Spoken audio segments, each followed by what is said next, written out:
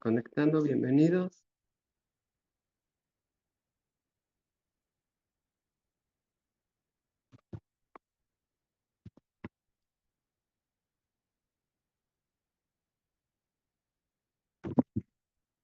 Estamos esperando unos segunditos a que se conecte Ernesto y seguimos por aquí.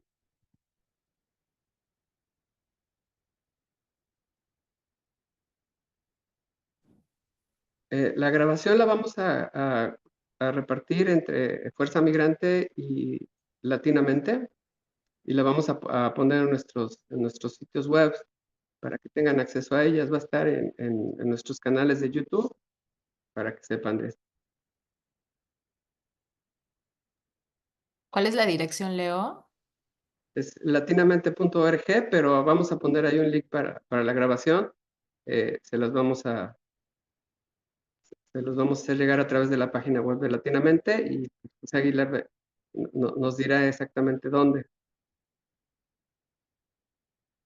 Sí, en el Facebook también de Fuerza Migrante.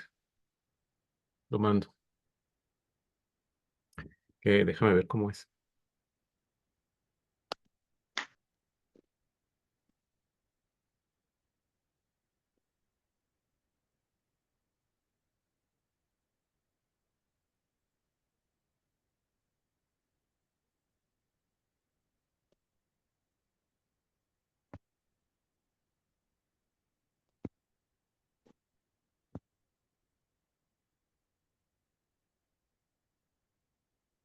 Listo, llegó Ernesto.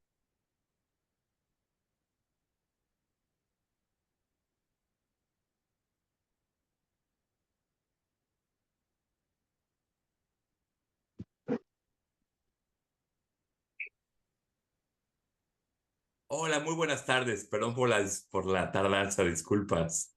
¿Cómo están todos? Ningún Muy bien. problema, Ernesto. No te, No te entendemos perfectamente. Gracias por Hola, estar aquí. Leo. Bien, no gracias. querías que yo hablara de tu libro, por favor. No, absolutamente. José, buenas tardes. Hola, Ernesto, buenas tardes. Hola, ¿cómo están todos?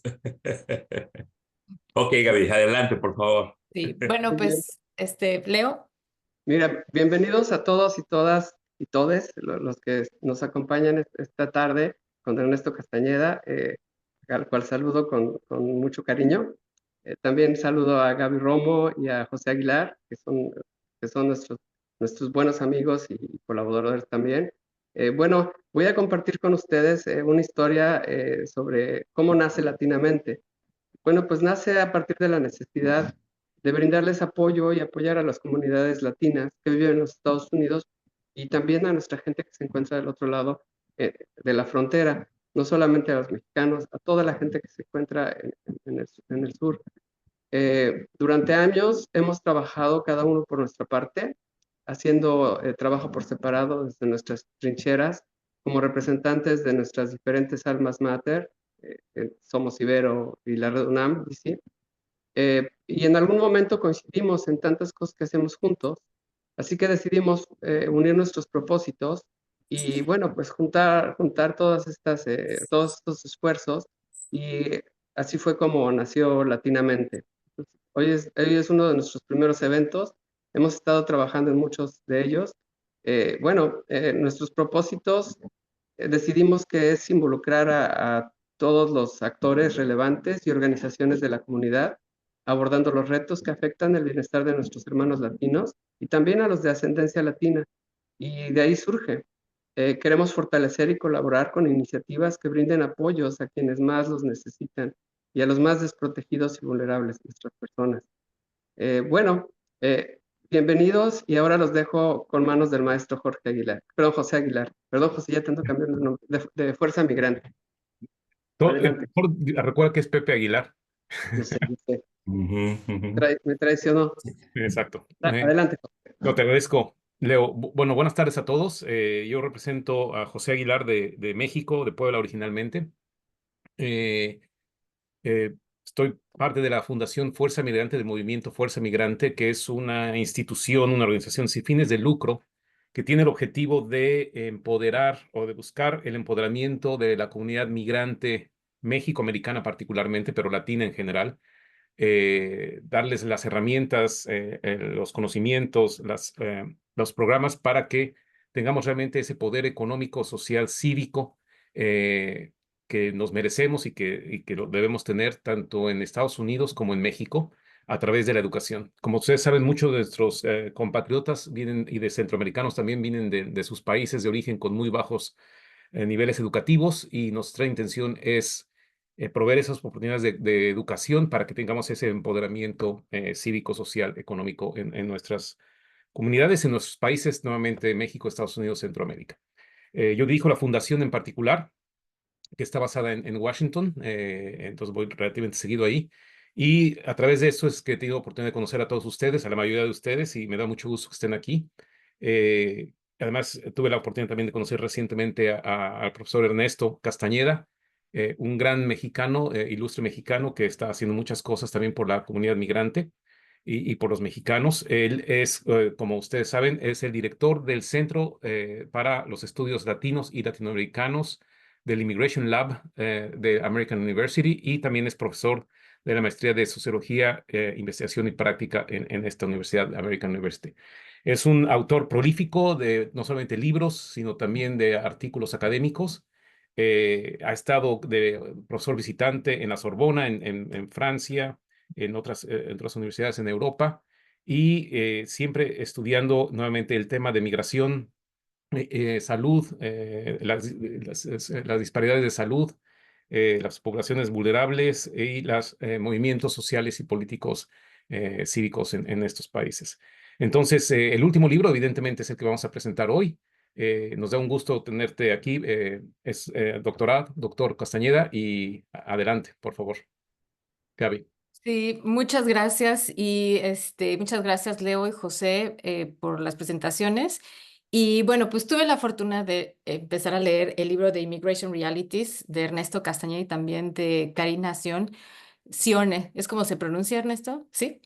Y hace varias semanas cuando todavía era un PDF y la verdad es que me pareció sumamente importante porque toca los mitos que hay alrededor de la migración. Básicamente, pues los desacredita, ¿no? Y aborda las percepciones que hay, que muchas veces son erróneas y que nos conducen al miedo, a la exclusión, pero también a distorsiones políticas. Y en cada capítulo espero que lean el libro, mañana es el lanzamiento oficial, pero ya está a la venta. Aborda diferentes mitos y son temas como la seguridad fronteriza, la delincuencia, la integración lingüística, el uso de asistencia social, los impactos económicos de las remesas, los flujos de refugiados, el papel de la globalización y otros temas también como lo del Brexit y la integración de los inmigrantes. Entonces, lo que queremos hacer con este webinar es poder ir desenmascarando estos mitos. Más o menos seleccioné algunas preguntas, Ernesto, que tienen que ver con aquellos que están más relacionados a Estados Unidos y lo que estamos viendo ahora en esta retórica. Y bueno, al final va a haber como una sesión también, si nos da tiempo, de preguntas y respuestas. Pero más que nada, me gustaría iniciar, Ernesto, si nos pudieras dar, antes de empezar con todos los mitos, pues a ver si nos puedes dar un poquito de esa génesis de cómo es que te motivó a escribir este libro y también por qué los mitos que escogiste son los que abordas. O sea, ¿por qué escogiste esos mitos? Y también si hubo alguno que te haya llamado la atención en tu análisis que dices, ah, caray, mira estos resultados. Muchas gracias, Gaby. Y de nuevo, gracias a todos por estar aquí. Un placer, Lenny, Gustavo, Pablo, Fabiola, Guadalupe, Carolina. Gracias por unirse a esta discusión el día de hoy. Sí, el libro nace de eso, ¿no? Yo estudio varios temas, pero la migración es algo que es una realidad que vivimos personalmente muchos de nosotros y está alrededor de nosotros en ciudades como Washington, Nueva York, lo más común del mundo, que haya profesionistas, trabajadores, enfermeras y demás, gente migrante. Sin embargo, los políticos, las sociedades lo toman como algo increíble en el sentido negativo, como algo fuera de la naturaleza, fuera de lugar. Entonces, por eso siempre la necesidad de educar. Y yo creo que en las universidades hacemos mal trabajo en Estados Unidos en que la gente entienda bien la historia, la realidad de la migración. No hay muchos libros de texto sobre migración primero, y no hay muchos que sean buenos, y hay pocos libros en general para un público que quiere enterarse más de la migración y que esté basado en la investigación académica que cientos de colegas hacen y han hecho por muchos años. Entonces, este libro es como una compilación de ese trabajo de qué sabemos a nivel colectivo sobre la realidad de las migraciones. Entonces, más que uso mucho unos datos que conseguí en una encuesta en El Paso, Texas, como ejemplo, pero es un libro que le llamamos en Academia Secundario, donde resumimos mucho del trabajo que ya está publicado. Empezó esto en una clase donde era un seminario para quitar los mitos de la migración y le decía a los estudiantes, una docena de estudiantes recién llegados de la preparatoria, les decía, no les voy a decir yo qué es la realidad, ustedes me van a decir qué sabemos en las bibliotecas en línea y demás. Entonces la pregunta del día es, ¿los migrantes cometen más crimen o no? ¿Qué les parece? ¿Por qué? ¿Cuáles son las hipótesis? Ok, vayan a la biblioteca, investiguen, vayan en línea y reporten en una semana al grupo qué aprendieron, qué dicen los abogados, qué dicen los economistas, los hombres de negocios, etcétera, y vemos si hay un consenso.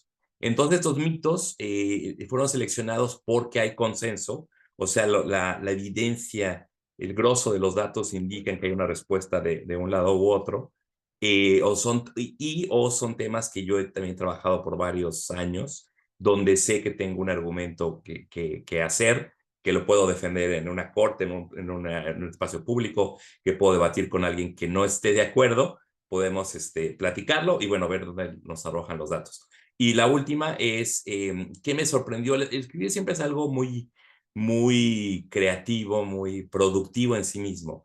Entonces, mi intuición era que Brexit no iba a funcionar en el sentido de frenar la migración a Inglaterra, que es como el medio que tiene Estados Unidos, que tiene muchos países, y creen que con poner una política pública diferente, en este caso salir de la Unión Europea, algo bastante drástico, que iban a tener más soberanía sobre su política migratoria y que la migración iba a bajar. Yo, porque o sea, Inglaterra es una economía muy ligada al resto del mundo, Londres, las grandes ciudades, y yo decía, mi intuición era que no, que la migración no iba a detenerse, aunque Brexit fuera una realidad, porque este libro lo empezamos a escribir hace como 7 años. Entonces, las noticias, la realidad, me han dado la razón. El día de hoy vemos que la migración a Inglaterra ha aumentado, la migración de europeos ha bajado, pero la migración de gente de la India, de China, de muchas otras partes del mundo ha ido en aumento mucho antes, mucho mayor que antes del Brexit. Y, sin embargo, las noticias y la preocupación de los conservadores en Inglaterra sobre la migración es menor, ya están más calladitos, más calmados, hay menos notas de prensa, pero la realidad no solamente sigue igual, sino que ha habido más migración, lo cual, si no, Inglaterra estaría todavía peor económicamente. Entonces, es otro ejemplo de algo que salió durante el proceso de la escritura, es el capítulo 1. Demostramos que yo había publicado una nota en The Hill y en otros lugares de que la tasa de criminalidad es mucho menor, por ejemplo, en El Paso, Texas, que en Washington, D.C., que es una ciudad segura, como sabemos, pero hay bastantes asesinatos en partes de la ciudad, más que en El Paso, o en San Diego, o en otras ciudades fronterizas.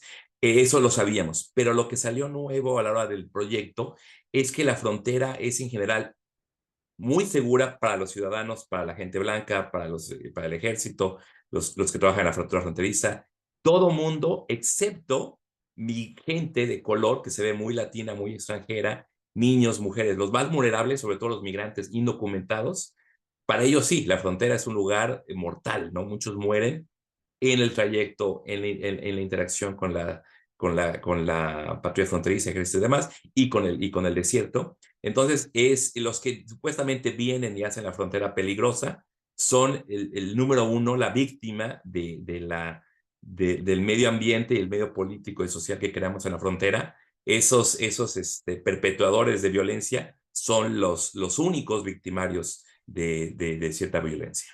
Y sobre ese tema en particular, Ernesto, o sea, que hablas, ¿no? De eso, de cómo las ciudades fronterizas en realidad son más peligrosas para las minorías.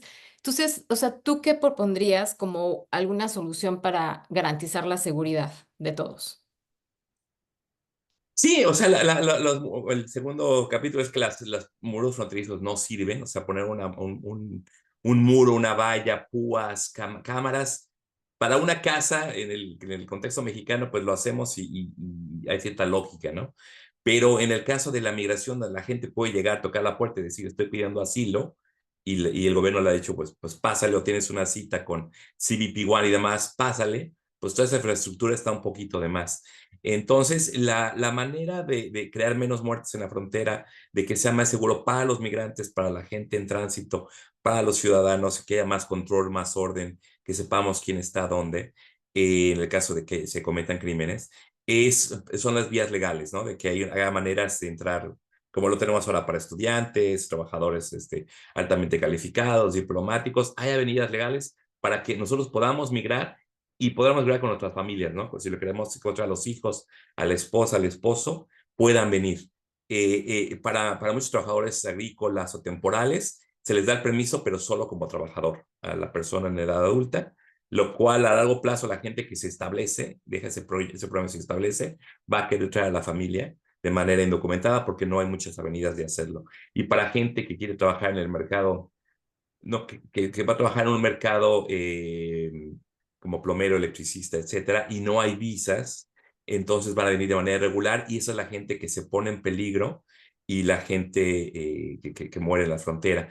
Ahora está cambiando, la gente llega escapando la violencia, o la guerra en Ucrania, en Afganistán y demás, llegan pidiendo asilo, lo cual era una manera de llegar legalmente. Entonces, los números eran muy diferentes a los 80, a los 90, pero la gente, más que tratar de pasar desapercibida en el desierto, como muchos mexicanos hacían, ahora la gente está llegando de otros países y pidiendo asilo. Es una manera, algunos dicen que están abusando del sistema del asilo, o sea, podemos platicar eso, pero por otro lado, como tú bien sabes, Gaby, pues sabemos los nombres, las huellas digitales, la salud mental, etcétera, dónde están, cuándo tienen su cita de la corte. Es un sistema de migración que se ha vuelto legal, digamos, procesual, burocrático, que ahora se están echando un poquito para atrás Homeland Security y la administración Biden, aunque está funcionando ok.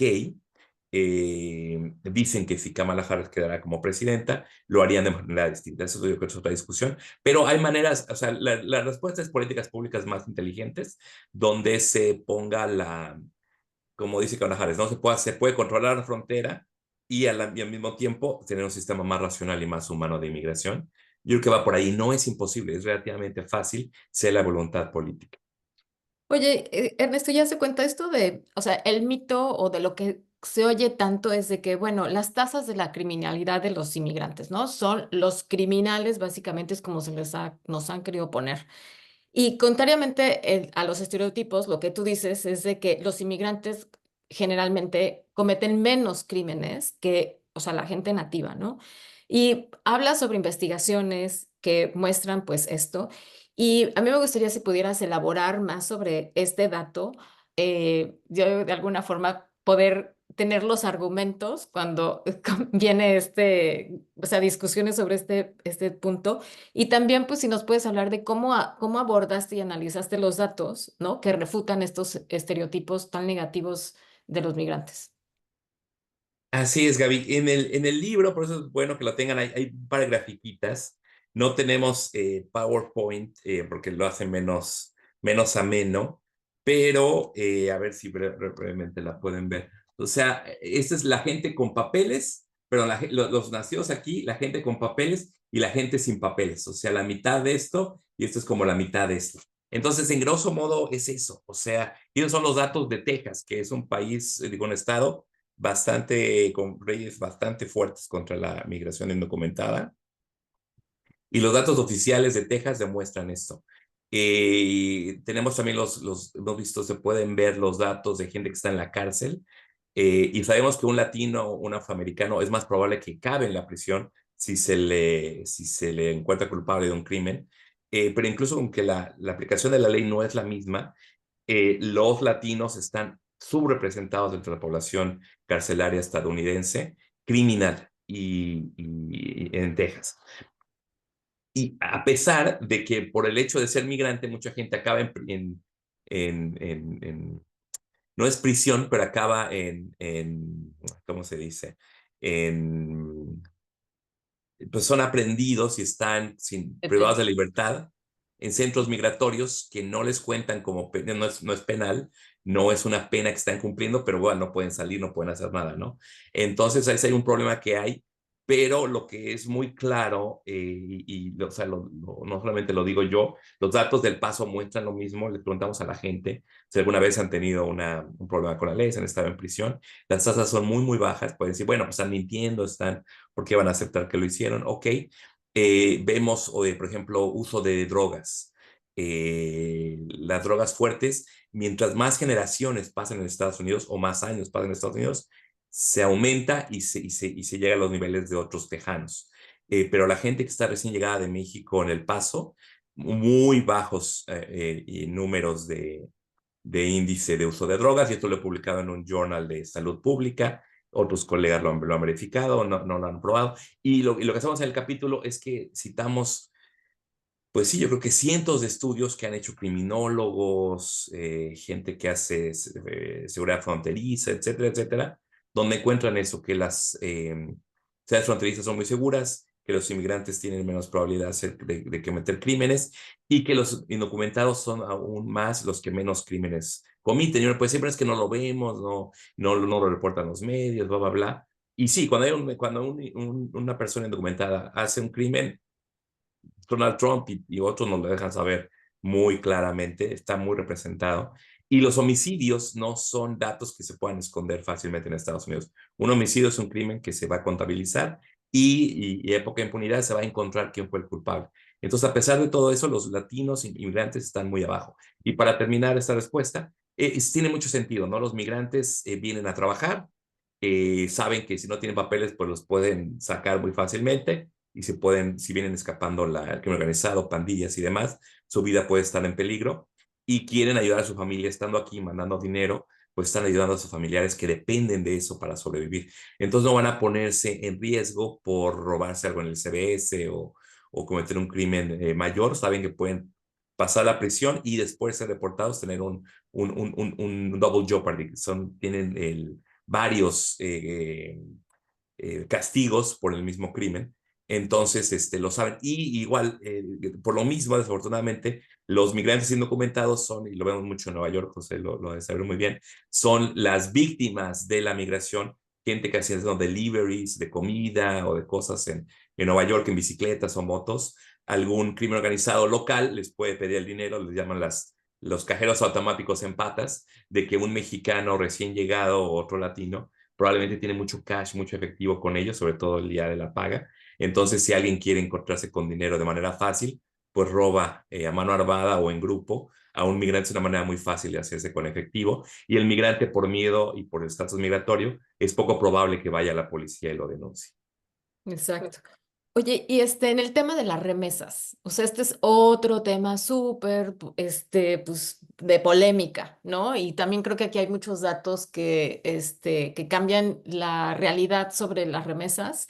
Y bueno, muchas veces se considera que son una carga, ¿no? Económica, pero tú sostienes que la situación es diferente y que de hecho es pues, o sea, es ineficaz grabarlos, también no es ético. Si nos puedes hablar sobre este punto, Ernesto, también.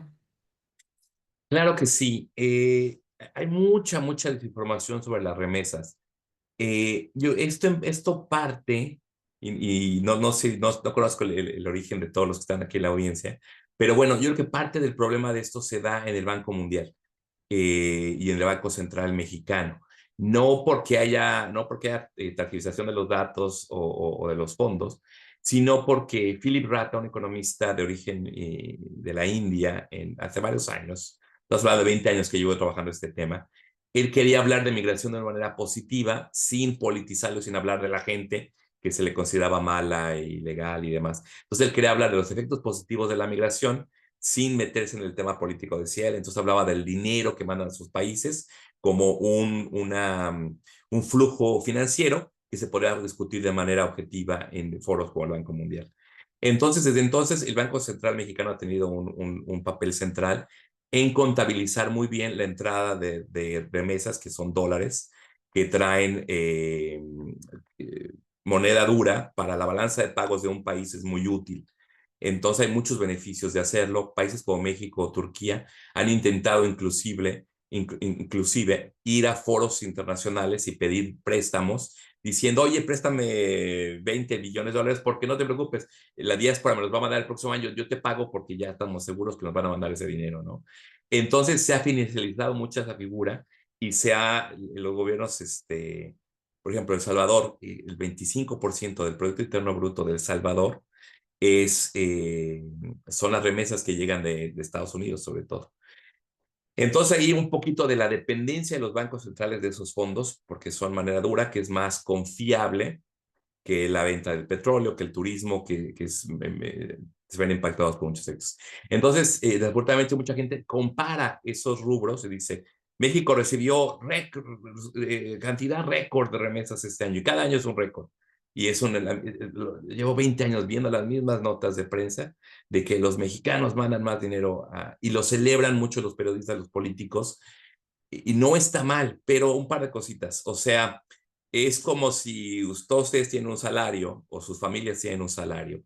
Y es como si lo unimos y decimos, los latinamente son millonarios porque en conjunto los 50 miembros ganan $1 billón, ¿no? Por ejemplo, una cifra así inventada, ¿no? Y entonces, no, pues tienen mucho dinero, ellos van a sacar a Puebla de la pobreza, porque van a invertir todo el dinero ahí. Pues espera de tantito, ¿no? O sea, tenemos que pagar renta, tenemos que pagar comida, somos muchos, ese dinero no es para usar, o sea, no es que nos sobre, lo usamos porque también tenemos gastos, ¿no? Hay que pagar te digo, todas esas cosas. Entonces, es muy tonto cuando hablamos de nosotros, pero se usa para el migrante, como si ese dinero no va para alimentar a los hijos, a la esposa o el esposo, que dependen de ese dinero. Entonces, no es como si José llega a la casa y da el cheque y dice, bueno, le estoy dando una ayuda financiera, foreign aid, o estoy dando yo una caridad a mi familia. No, pues es el que trabaja y alimenta a la familia como jefe de hogar, ¿no?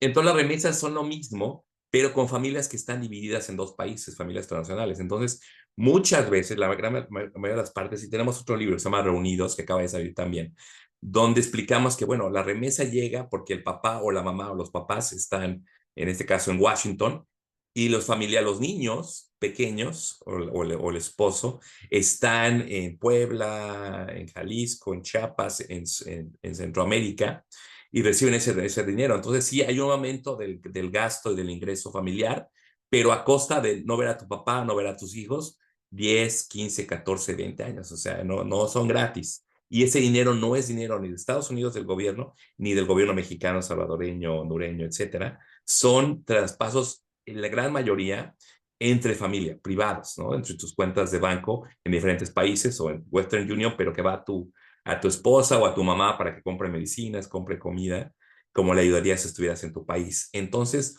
son el salario de un individuo que pues va a alimentar a su familia, como cualquier otra familia unida en un país. Pero sería tonto, ¿no? Decir cuánto dinero ganan todos los empleados de Walmart, añadirlo y decir que Walmart está haciendo al país rico, cuando sabemos que Walmart le paga muy poco a sus empleados, y aunque si lo juntas, si es mucho dinero, pues la gente que trabaja en Walmart pueden trabajar ahí porque dependen de beneficios del Estado para completar sus gastos. Entonces, y como es parte del ingreso, ya están pagando impuestos en Estados Unidos en su nómina. Que Trump quisiera cobrar impuesto a la gente que está mandando de remesas afuera, es un impuesto doble, o que algún país recibiendo quiera cobrar una comisión o quiera usar parte de ese dinero para crear desarrollo. Suena bien, yo pensaba eso hace 20 años, tuve algunos proyectos, trabajé con gente en hacer eso, pero no es porque la gente no, hay gente excepcional que tiene recursos y puede hacer filantropía, adelante. Pero el migrante promedio que manda remesas cada mes vive mes a mes de cheque en cheque. Entonces, que pueda apartar un 5%, un 10% de su ingreso para generar un empleo, suena bonito, está bien, pero no pueden, porque pues, el dinero que llega a México, yo he hecho muchas entrevistas en Guerrero, en la zona de la Mixteca, ese dinero pues se gasta inmediatamente en pagar el gas, la luz, la comida, comprar la carne, se darán 10 pesos al final para un chuchuluco para el niño, pero no es algo que si les damos clases de financial literacy ya van a ser emprendedores, no es una realidad, ¿no? Entonces hablamos de esos temas en el capítulo, que no es lo que oímos normalmente, pero hablarlo desde el punto de vista de la familia, de la realidad y todo, pues es otra dinámica a esta de los grandes flujos internacionales que, en México las remesas sobrepasaron la venta de petróleo. Estamos hablando de cosas muy, muy, muy distintas, no hay que confundirnos.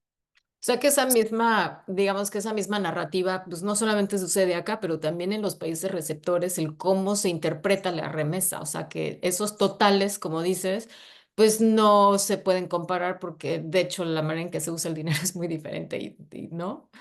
Exactamente, eso es parte de México, también lo malentiende mucho el ciudadano promedio y exacto, los gobiernos. Y voy a poner ahorita un link en no va a tomar tiempo de explicarlo, pero el takeaway es que la migración, el trabajador está aportándole, en este caso a Estados Unidos. 90%, lo que producen, 96% se queda aquí, y de lo que producen, estamos calculando que un 4% es lo que llega a otro país como remesa. Le ayuda mucho a esas familias esa entrada de recursos, pero entonces está perdiendo que nosotros, si estemos trabajando en México, generaríamos riqueza para México si hubieran oportunidades. Al no hacerlo, estamos generando conocimiento y demás en Estados Unidos. El principal beneficiado en este caso es Estados Unidos. Buen punto.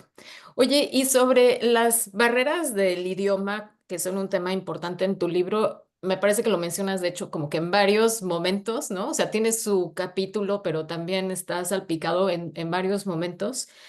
Y a veces hasta parece, o sea, frustrante, ¿no? Pero ¿qué no puedes decir nosotros como comunidad, digamos, de qué manera crees que tendría mayor impacto para apoyar la adquisición del idioma por parte de los inmigrantes? Que además está esta mala concepción de que los migrantes se aíslan, nada más hablan su idioma, o sea, no se adaptan, etcétera. Pero también, o sea, creo que sí hay por aquí y allá esfuerzos, pero ay, ¿cómo hacerle? ¿Qué es lo que tú nos dirías, Ernesto? Sí, sí, primero que nada es para ese público americano general o mexicano que oye a la gente hablar, nos oyen hablar en español en la calle y asumen que no hablamos inglés, que en nuestro caso pues es falso, ¿no? Y hay otra gente que sí, que no sabe español, pero no sabe inglés, pero no es porque no quiera, es porque trabajan 4 turnos o 3 turnos, se van al McDonald's, al Starbucks, al Dunkin' Donuts y pues ¿cuándo van a aprender inglés?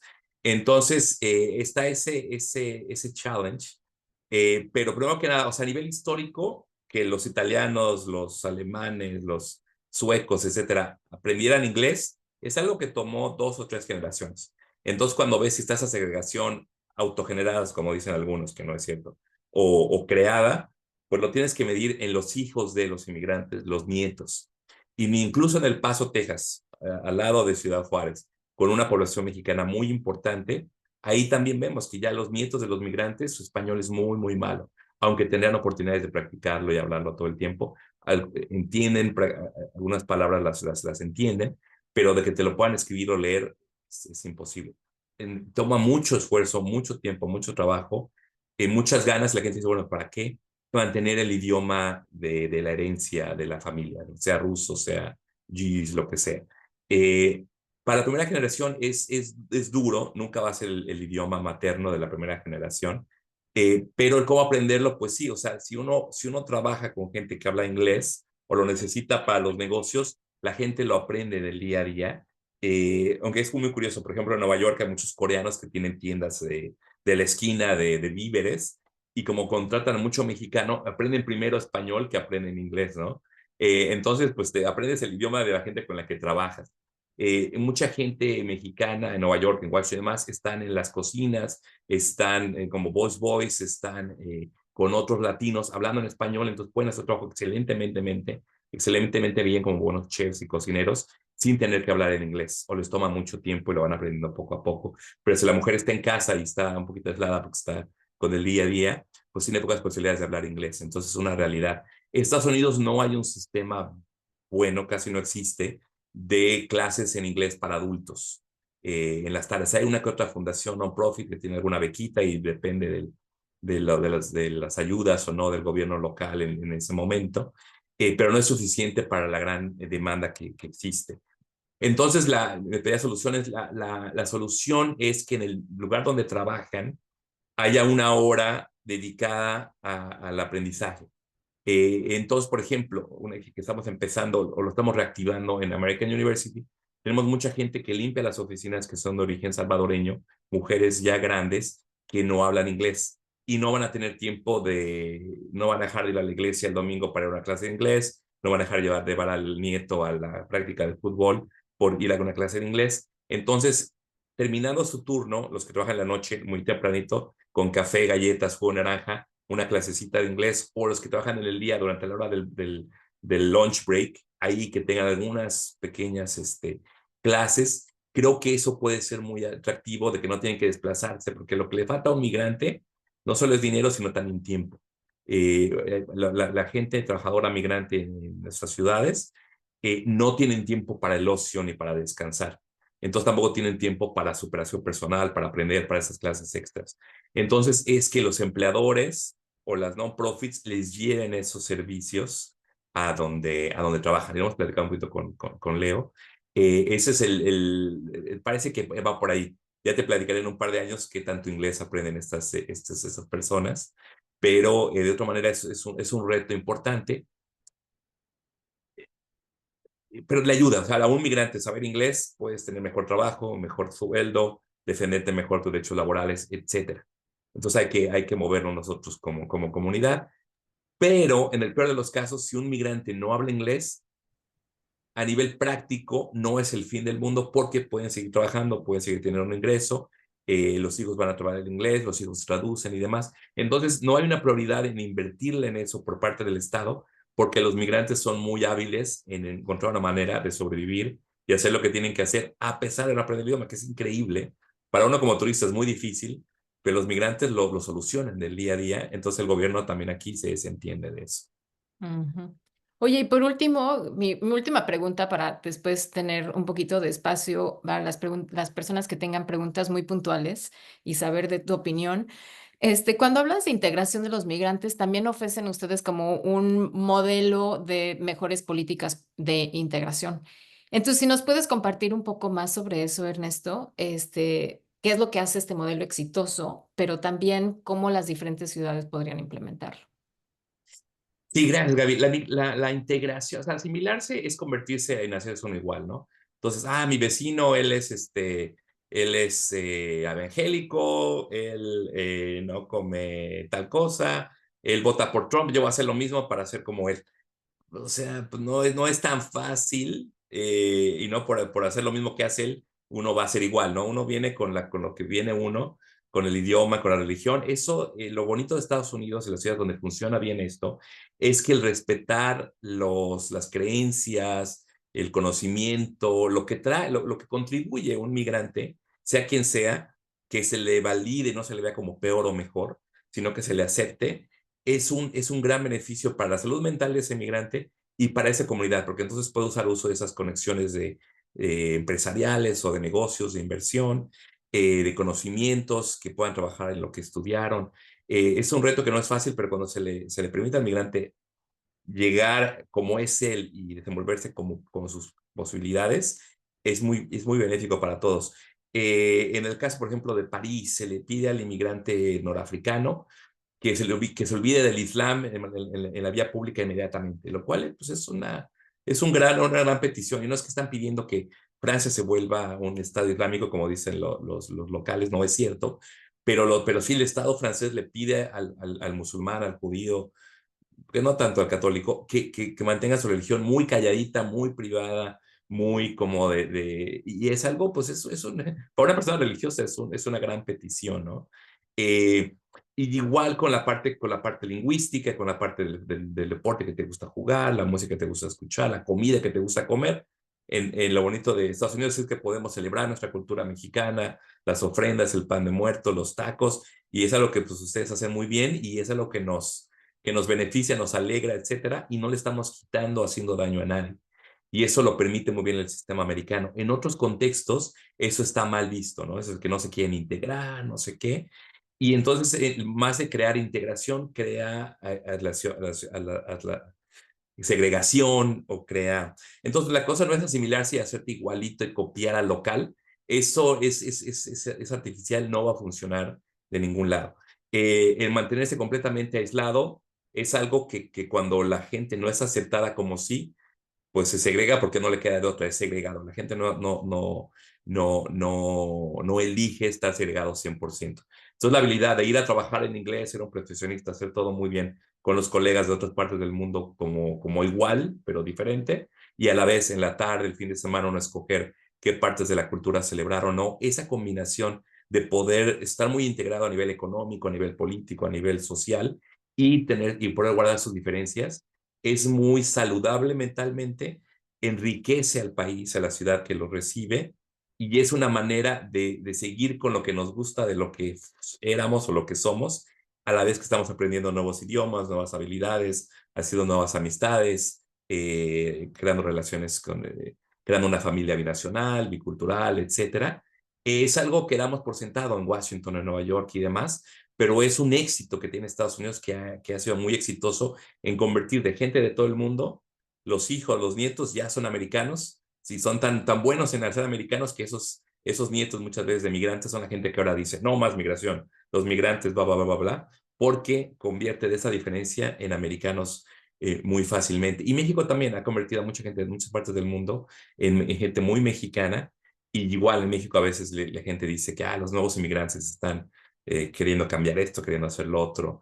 Y los mismos mitos se repiten en muchas partes del mundo. Entonces, curiosamente, el tener políticas interculturales donde se le permita al inmigrante mantener su cultura es la mejor manera, es contraproducente, pero lo que encuentro en mi primer libro, A Place to Call Home, es la mejor manera de que el inmigrante se siente en casa, en la ciudad donde vive, y cuide y promueva y contribuya lo más que pueda a esa ciudad.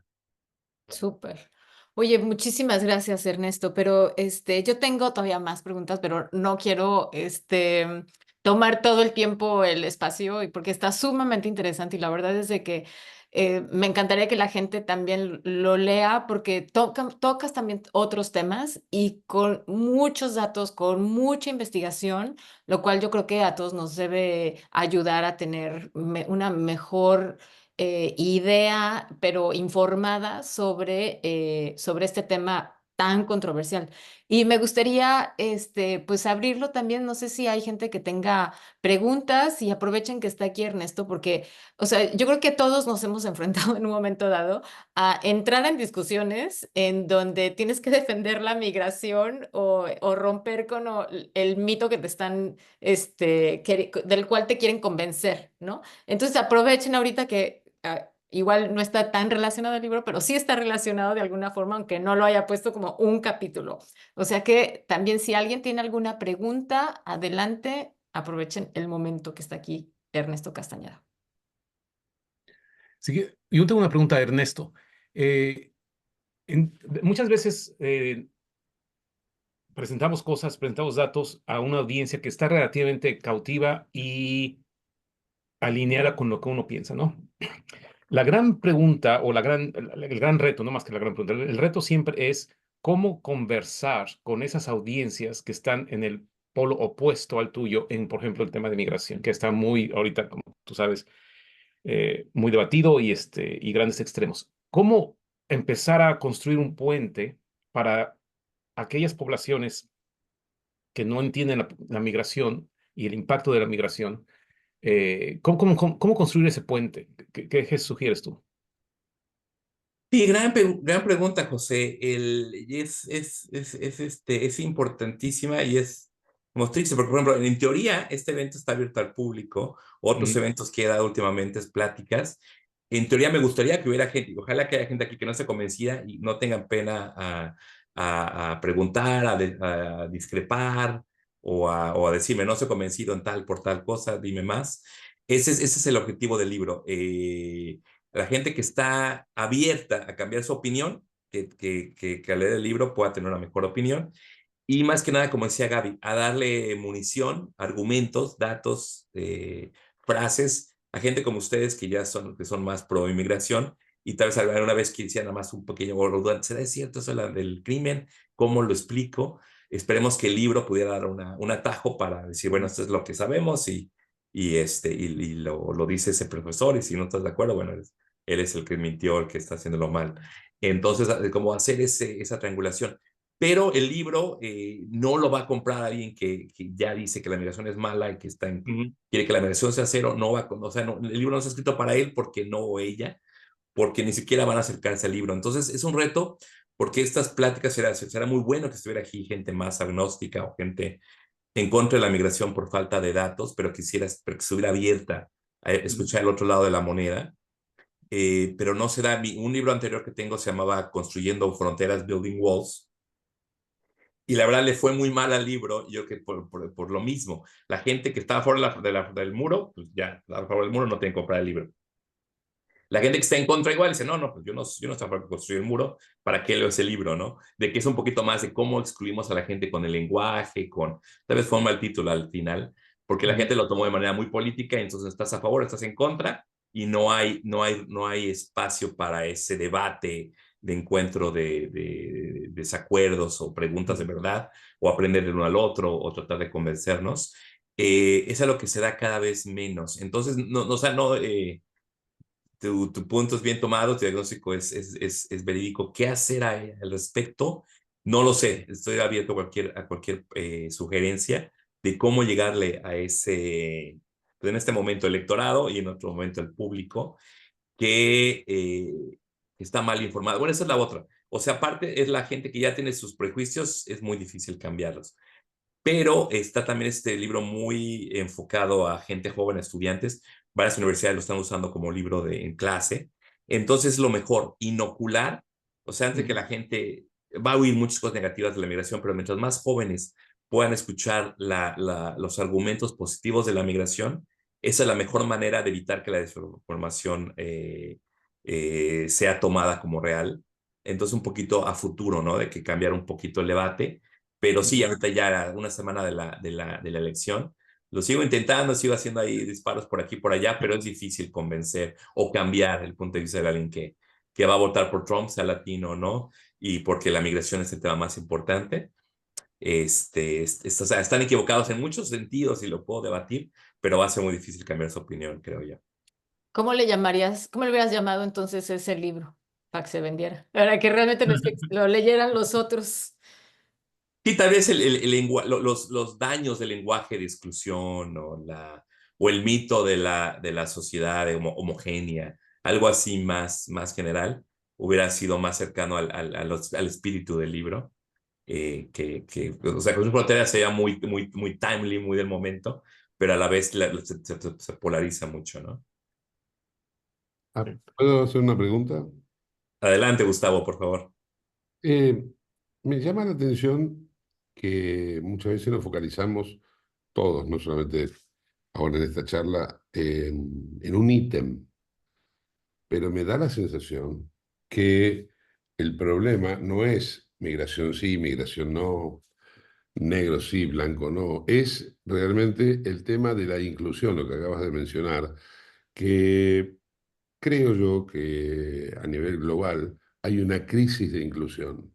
Se da en Europa, se da en África mismo, en América total, y eso no está siendo abordado. La inclusión en términos general, homosexualidad o no, y así podemos ir recorriendo todo, ¿no? Eh, el libro trata sobre este tema, digamos, este tema a nivel macro.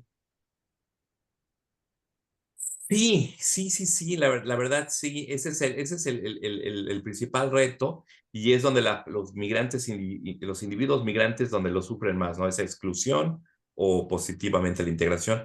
Tengo un libro anterior que se llama A Place to Call Home, un lugar que llamar hogar, donde hablamos muy a fondo, repito mucho las palabras de, por ejemplo, mexicanos en Barcelona y qué los hace sentirse no en casa, en comparación con marroquíes en Barcelona o gente del norte de África en París y comparándolos con latinos en Nueva York, donde pueden ser mexicanos indocumentados, pero que se sienten muy neoyorquinos y que tienen una vida diaria muy normal, digamos, y pueden ser muy orgullosos de su cultura y celebrar su cultura, a pesar de no tener la ciudadanía. Entonces, son diferentes configuraciones de esta pertenencia y esta integración. Entonces, ese libro es donde toco más el tema. de cómo crear pertenencia, que una persona lo sienta, es la mejor manera. Si uno se siente integrado, pues le pregunto, ¿te sientes en casa o no? Y si uno dice que sí, pues ya perteneces, ¿no? Si la persona dice que no, el nivel de educación, el salario, bla, bla, los indicadores objetivos sean muy buenos, si la gente no se siente integrada y se siente que no está incluida, pues bueno, ahí está tu veredicto, ¿no? Entonces, sí, ese es el meollo del asunto, es ese. Y yo creo que históricamente poca gente lo veía como algo importante o le daba importancia. Era, bueno, tú, de Bruce Yebu, tú, figure it out, tú hazte bolas y tú intégrate en el país donde estás viviendo ahora. Como extranjero, the onus is on you, ¿no? Es tu problema. Lo bonito de las políticas públicas de los 90 para acá es que algunas ciudades más iluminadas están tratando de crear programas para tener una inserción en que la integración se dé de manera más armónica y que se dé con apoyo del gobierno, con programas. Barcelona lo ha hecho bastante bien, y España en general. Yo creo que ha sido los países que han aprendido rápidamente de otros países, y en pocos la migración a España inicia a finales de los 90, y de un 2% de migración salía mucha gente, ahora está llegando mucha gente y lo están manejando, no perfecto, pero bastante, bastante bien. Entonces hay mucho que se puede aprender. Y igual, sin tanta política pública, pero en las calles, en las organizaciones, con las iglesias, Nueva York, Washington, Chicago, las ciudades grandes americanas también lo hacen muy bien. Entonces el problema es el discurso a nivel nacional, pero a nivel práctico, a nivel de calle, casi siempre funciona, ¿no? Entonces, ¿cómo rescatar esas experiencias y informar a los mismos políticos públicos de que los problemas que dicen que existen, pues no son tantos? Y la integración, que bien dices, Gustavo, es buena para los inmigrantes y es buena para los locales, porque la migración va a seguir, o sea, frenarla es casi imposible. Y estamos hablando de un 3% de la población mundial que vive en otro país, son minorías, la mayoría de la gente se quiere quedar en su país. Y los nacidos en el extranjero, en Estados Unidos, son 14, tal vez 15% ahora. Son números que hemos visto, ¿no? en décadas anteriores. Entonces no es algo que Estados Unidos no pueda digerir. Es algo que el tiempo va a solucionar, pero si lo podemos suavizar a nivel presente, pues ¿por qué no? Ernesto, yo te quería, Fabiola Álvarez, yo te quería, cuando dices que si tienes sugerencias, no sé si estás familiarizado con lo que está haciendo Steve Ballmer. Él fue en su momento el CEO ahorita te pongo el link, él está creando una serie de videos que se llaman USA Facts, y la idea es traer más información. Seguramente has visto los videos, pero no sé si Sí, sabías que está relacionado con Steve Ballmer. Y obviamente, bueno, es una persona que tiene no sé cuántos millones de dólares en su vida, es una persona con muchos recursos económicos, pero en la forma en la que él pensó tratar de involucrarse en un discurso, pues es traer más información. Entonces, lo que tú acabas de decir con respecto a ahorita, por ejemplo, el podcast del New York Times en la mañana habla de inmigración, ¿no? De históricamente si ha sido más o menos tiempo, más o menos números, lo que tú acabas de decir, cuánto es el porcentaje. Eso sería, creo yo, algo súper interesante de crear. Entonces, si tienes tu interés, no sé, la demás gente, pongo el link en el de US Facts para los que no están familiarizados. Y básicamente realmente utilizar datos para afectar una narrativa. No se trata él no está diciendo esto es bueno o esto es malo, pero cuando estamos hablando de incrementar el gasto público, ¿qué significa eso? ¿No? O sea, aquí nada más tenemos 4 o 5 botes para sacar lana de cómo nos las distribuimos, ¿no? Entonces, se me hace que sería algo muy interesante que hubiera una versión de esto en forma de la inmigración, y específicamente podemos empezar con la latina, pero realmente pues hay inmigración de muchos lados. Los hemos visto con la retórica de lo que se hizo en donde se estaban diciendo que se están comiendo los gatos, ¿no? Y los perros. O sea, si tú te pones a ver esa ciudad, pues podrías hacer un video muy fácilmente desmistificando lo que están diciendo. Esa inmigración es completamente legal, es inmigración que está beneficiando a toda la población, incluyendo a todos los norteamericanos nacidos y con varias generaciones en esa ciudad. Entonces, no estás diciendo es buena, es mala, estos son los datos, estos son los números, y luego, pues sí, desgraciadamente se politiza y pobres niños que han tenido que salir de sus escuelas por todo lo que pasó.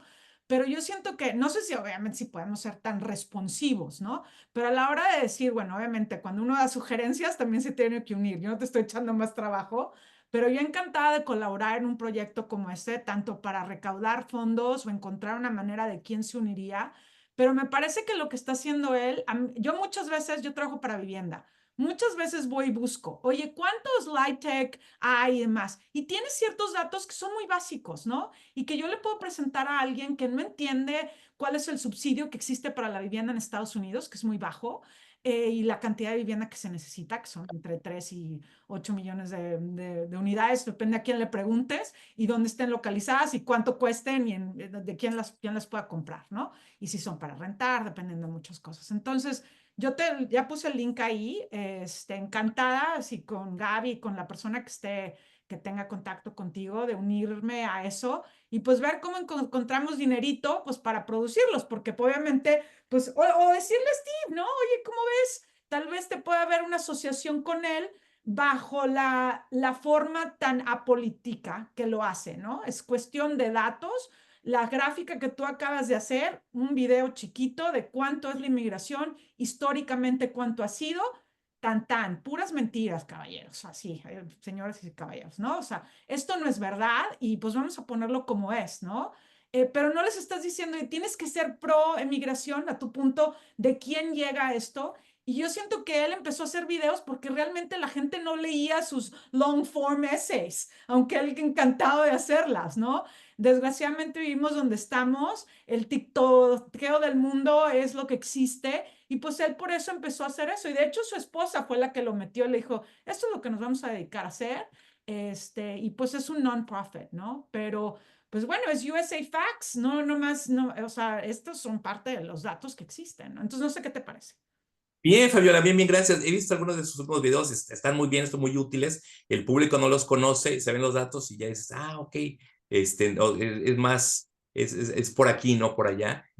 No, excelente. O sea, yo dirijo el Immigration Lab y el Centro de Estudios de Mercados Latinos y lo que queremos hacer, tener incidencia en la discusión pública y política con datos. Entonces, queremos hacer eso. Tengo un equipo que nos ayuda porque no me doy abasto en sacar los mensajes. Y exacto, la pregunta, y la pregunta es eso, los fondos, pero sí, nos puedes echar la mano con Steve o quien guste en apoyar para tener más staff, para manejar más los medios y que se difundan más los mensajes. Yo creo que es por ahí.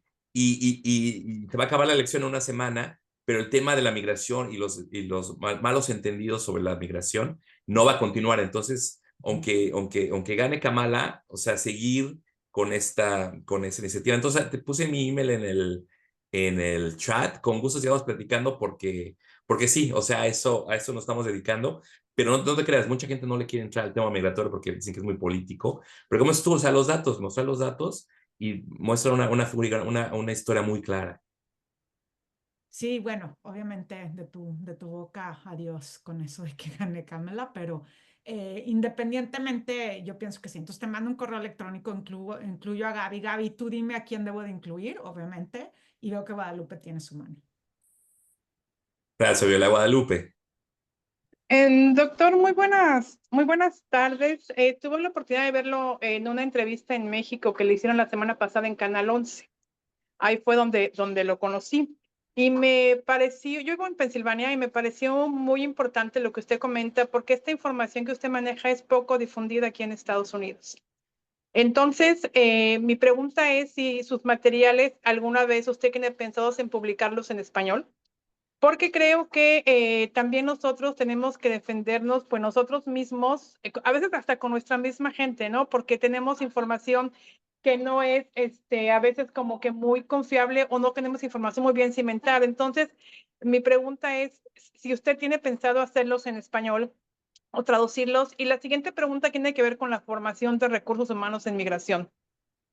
Porque si bien el college tiene una oferta para la maestría o para la especialidad, hay otras ofertas. No tenemos formación en migración en México, por ejemplo, por parte de las universidades. Entonces, la oferta que se hace para mexicanos en el extranjero tiene que ver con carreras que se ocupan en México. Pero formar especialistas aquí en migración o a nivel de maestrías o doctorados, para mí ha sido difícil encontrar formación en español. Y digo en español porque no tendría un nivel como en inglés para hacerlo. Y como yo, estamos muchas personas que piensan que la gente que venimos aquí es gente sin preparación o que no podemos aspirar a tener otros niveles educativos. Entonces, yo no sé si ustedes tengan también pensado hacer algún tipo de formación o algún convenio, por ejemplo, con UDG o con alguna universidad mexicana. Muchísimas gracias y espero con ansias comprar su libro. Gracias. Ay, muchas gracias, muchas gracias. Estoy buscando, esa nota de las remesas la publicaron en español hace poquito, estoy buscando el link. Ahorita lo encuentro y lo incluyo. También tenemos un blog, lo voy a poner ahorita en el chat, eh, del centro donde trabajo y estamos tratando lo más posible ahora de publicar las mismas historias en español y en inglés.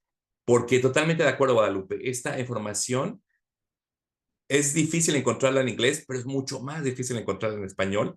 Y la literatura sobre migración, los libros de migración en México, como mexicano lo puedo decir, estamos 20 años atrás en las traducciones y demás. Hay investigadores muy buenos, pero publican en revistas especializadas o en inglés, porque es el lenguaje de la ciencia y la academia. Pero entonces, para el público que habla español, lo dejamos muy mal informado. Y los periodistas pues también están aprendiendo, no saben todos los detalles y todo. Entonces, y somos relativamente pocos los gente que estudia migración que somos bilingües o que hablamos a los medios en español. Muchos colegas me dicen, ¿para qué pierdes tu tiempo? No si no hablas con el New York Times, no cuenta.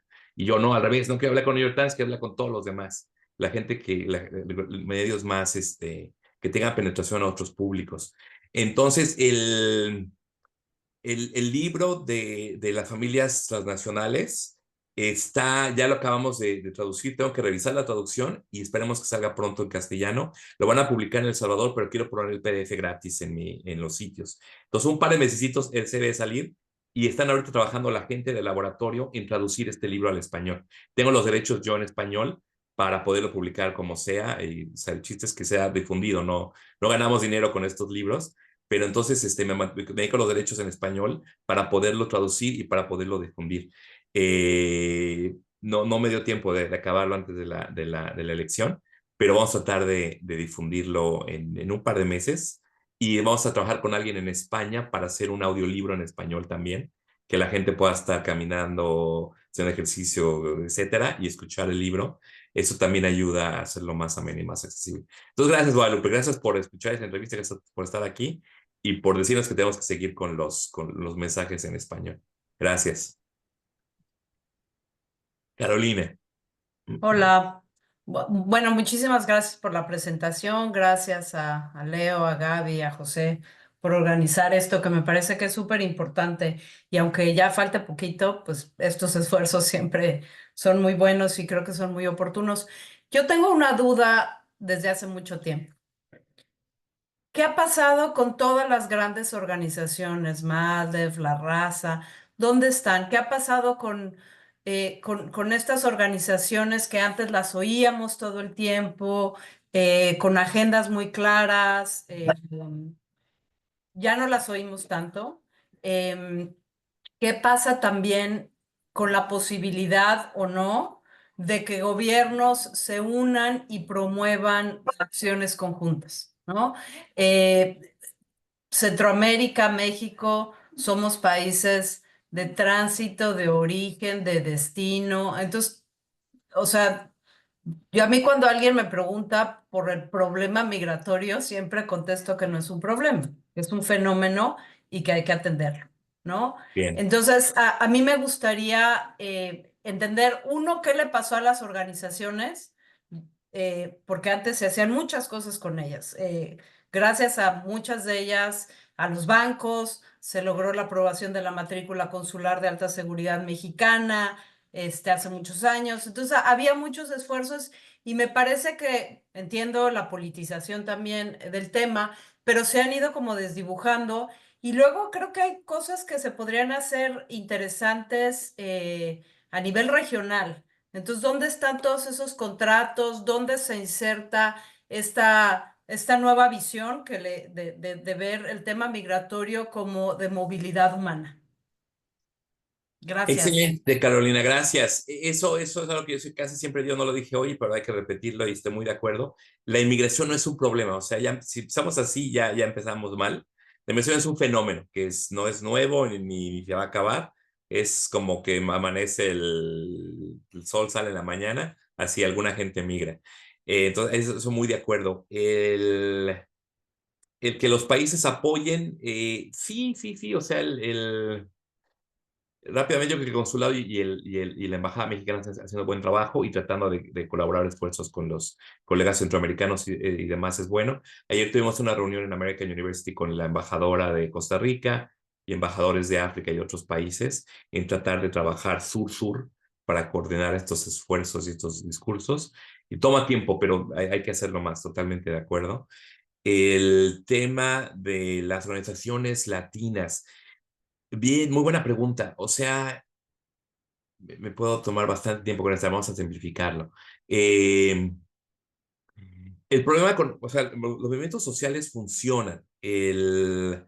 Hubo mucha presión muchos años por una amnistía, por una reforma migratoria, y se le dio bastante más peso al voto latino con eso.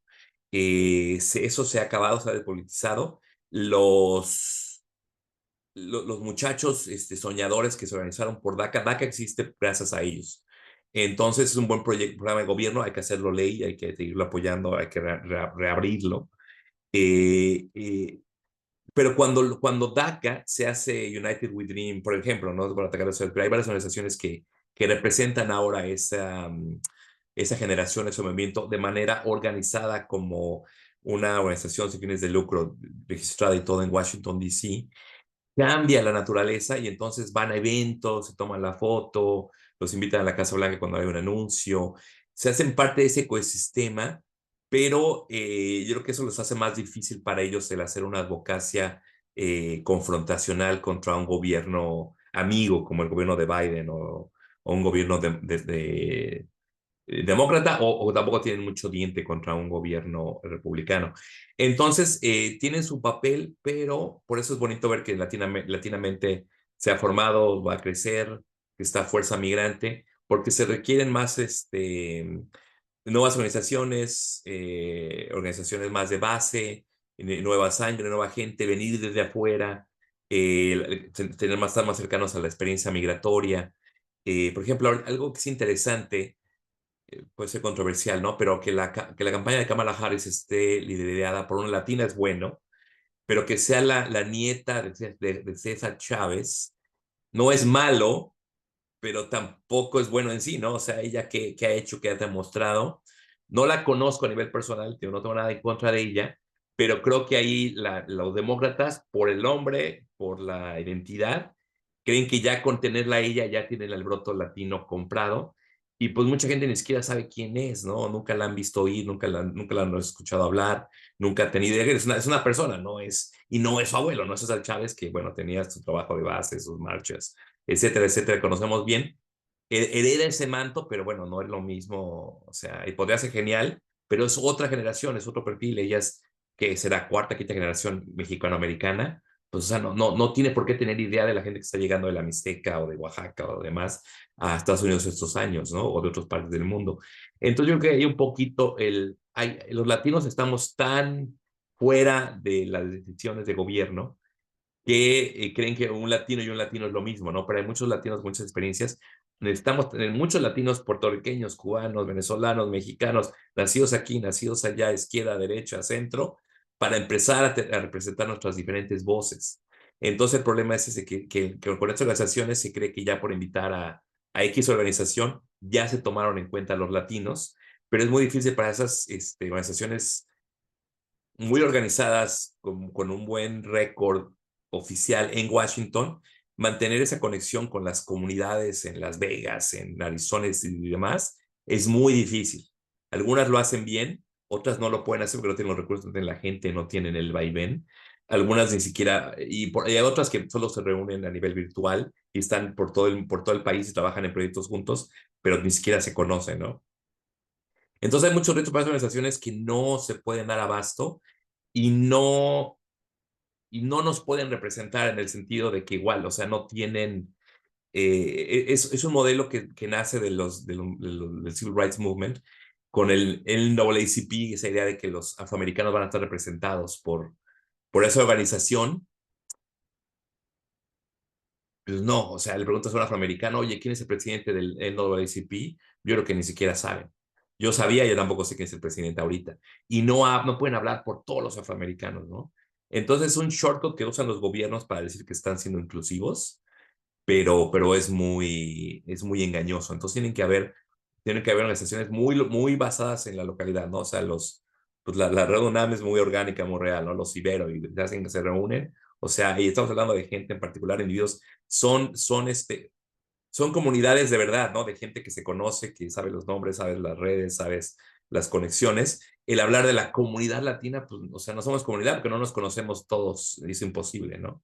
Entonces, es un trabajo bastante difícil que necesita mucha organización, mucho trabajo de organización en el sentido de nivel de movimiento social, pero la gente está o desencantada o muy ocupada o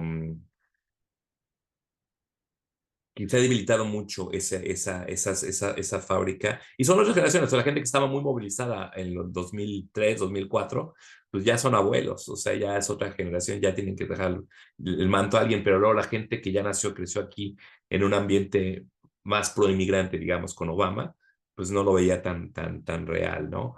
Es un tema muy complejo, muy interesante, pero desafortunadamente es bueno hacer este tipo de reuniones. Por lo que decía Guadalupe hace rato, me gustó mucho cuando me dijo Gaby que iba a ser en español para también llegar a este otro tipo de público y hablarlo de una manera un poquito distinta. Y también la educación, perdón, Guadalupe, no te contesté.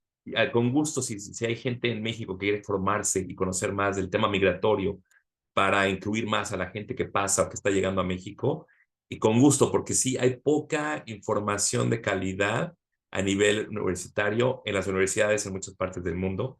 Hay maestrías, yo dije una maestría en sociología, mucho de la investigación es en migración y la gente se graduó aprendiendo, sabiendo mucho de migración, pero bueno, es un programa muy caro, ¿no? Y la otra opción es hacer un doctorado que toma muchos años y luego muchos de mis colegas se enfocan tanto en un subtema, en una población, en una ciudad, en un tiempo histórico, que no quieren o no, piensan que no pueden hablar a nivel general de la migración de varios países en varios tiempos históricos. Entonces, y esto, ¿no? Esta relación entre gente de la sociedad civil, académicos, gente que está queriendo informar al público y demás, estas alianzas son muy importantes y no se dan solas, o sea, requiere el tiempo que nos tenemos que tomar para hacerlo. Entonces, por eso estoy muy agradecido a Leo, a Gaby, a José por organizar esto y a todos ustedes por participar el día de hoy. Oh, gracias a ti, Ernesto. No sé si hay alguna otra pregunta, alguna duda o algo. Ernesto, al principio preguntaron si tu libro está en español. Esa fue la primera pregunta que hubo en el grupo. Aún no. Lo estamos tratando de traducir y sería genial que la UNAM o alguien más nos ayudara a publicarlo después. Pero Pero pues, tengo estudiantes que están ayudando a traducirlo, entonces mañana vamos a tener reunión. Yo creo que en un par de meses debe estar la versión en español. Sí. Nos avisas. Ok, claro que sí, gracias. Súper. Totalmente. Bueno, ¿Alguna pues otra pregunta, comentario, desacuerdo? ¿No? Ok, Gaby. no, sí, justo iba a preguntar eso, si ya no hay ninguna otra pregunta y todos ya tienen los argumentos para estos últimos días y ojalá que no sean años que tengamos que seguir hablando de esto, pero muchísimas gracias, fue sumamente enriquecedor, Ernesto, y aparte, o sea, tan ameno y tan suave de digerir, te lo agradezco muchísimo y también gracias a todos. Guadalupe veo que levantó la mano, ya para finalizar. Sí, perdón, mi pregunta es si esta plática se puede compartir en redes sociales, si hay alguna manera de grabarla. Yo estoy representando la American Mexican Association y que le hiciéramos compartirla en nuestras redes sociales para, pues, información de la comunidad. Esta es mi pregunta. sí, la vamos a subir en latinamente.org y bueno, pues de ahí pueden tomarla todos. Nosotros lo que queremos es que la palabra sobre migración se esparza por todo el mundo. Lo que hemos visto, nosotros mismos somos migrantes. Yo soy originario de un pueblo otomí que es por toda la vida migrante y yo sigo migrando. Entonces, por supuesto que lo vamos a a colocar en nuestro canal de YouTube y a compartir con todo el mundo. Muchas gracias. Gracias. Bueno, pues muchísimas gracias, Ernesto, por tu tiempo. Mucha suerte mañana y mucha suerte con este libro, lo que necesites para poder difundirlo, porque es importante que la gente tenga los argumentos y todo tu análisis interdisciplinario que hiciste, pues que valga la pena. Muchas gracias. Muchísimas gracias. Que estén muy bien. Buena tarde y estamos en contacto. Sí, gracias. Cuídense. Gracias a todos. Gracias a todos los asistentes. Nos estamos viendo en el siguiente. Hasta la próxima. Claro que sí, gracias. Bye.